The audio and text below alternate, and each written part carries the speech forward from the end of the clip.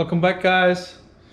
Back in the engine room today. We're gonna keep on going on the 2J bottom end, which is fucked up.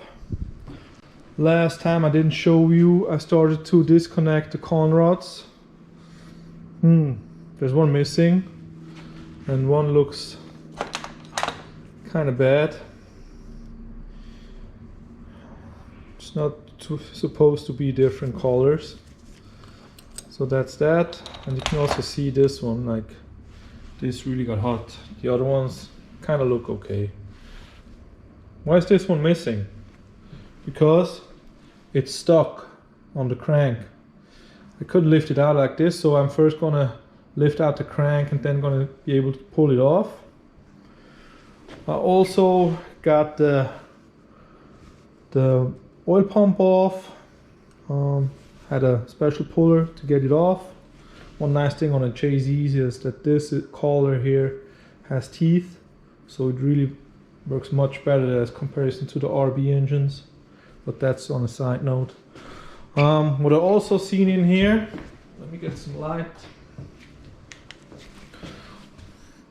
There's no oil squirters in there. No fucking clue why those are not in there. Unfortunately, I cannot remember if they were there the last time we had it open. See, that's not a good thing, the way it looks. Yeah, I can't tell. So what we're gonna do is pull the crank out and assess further damage to the engine and see if the block is reusable or it's just straight up bullshit, straight up fucked. So we'll see. Also, like, see, this is all crap. Like, if this is hanging in there like this, that's really not a good thing to do. So it's just way too much sealant in there. So yeah, let's see. So we take it apart and we just take it from there.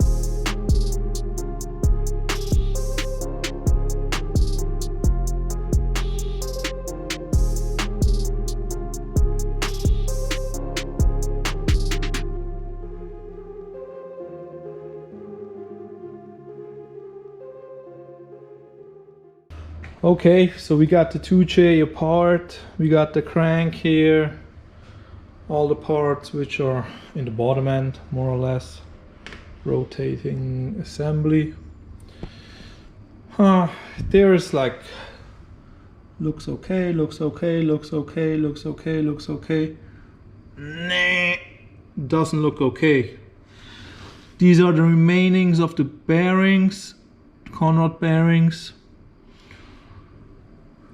They're still stuck on there. As you can see, there was a big amount of heat getting to the crank. There's also some signs on the last cylinder of a lot of heat. If we look at the con rods, this one's this, same thing. All of them show signs of wear.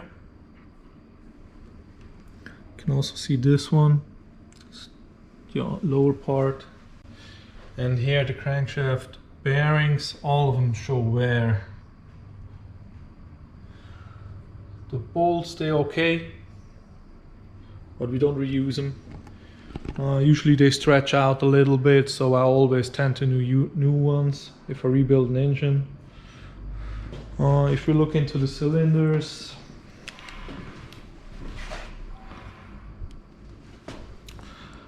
the cylinders look kind of okay so far. Of course, they would need some cleaning.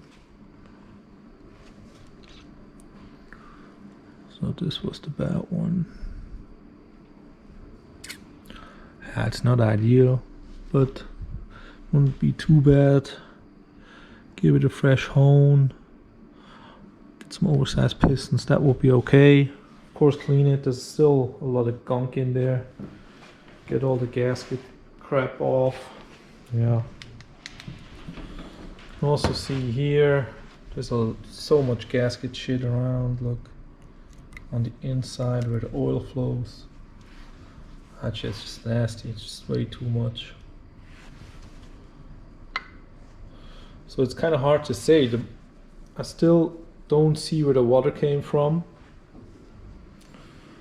There must have been water coming into the oiling system.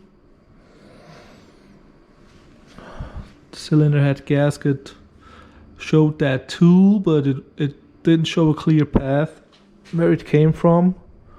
So it's kind of hard to say. I don't think any of the alleys broke through.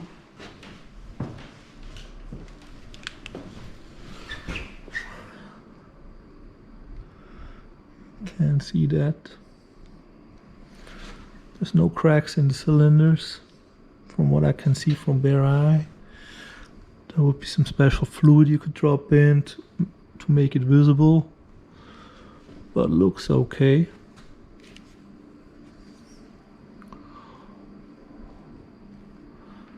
Kind of hard to tell. Guess we have to assess it a little bit further and to see what happened here. But yeah, if you need a 2J block, hit me up. I got this one. Now we'll see what we do with it. We got it fully disassembled. I have to go through this one. I want to take a look inside all of this. This is one from Titan Motorsport. Not sure if that fucked us up, but they are well-known 2J builders, so they should know what they're talking about and what they produce. So yeah, I think that wasn't the problem. Yeah. So we'll see what we do with the engine. Got another one which I want to take apart over there, the 1J.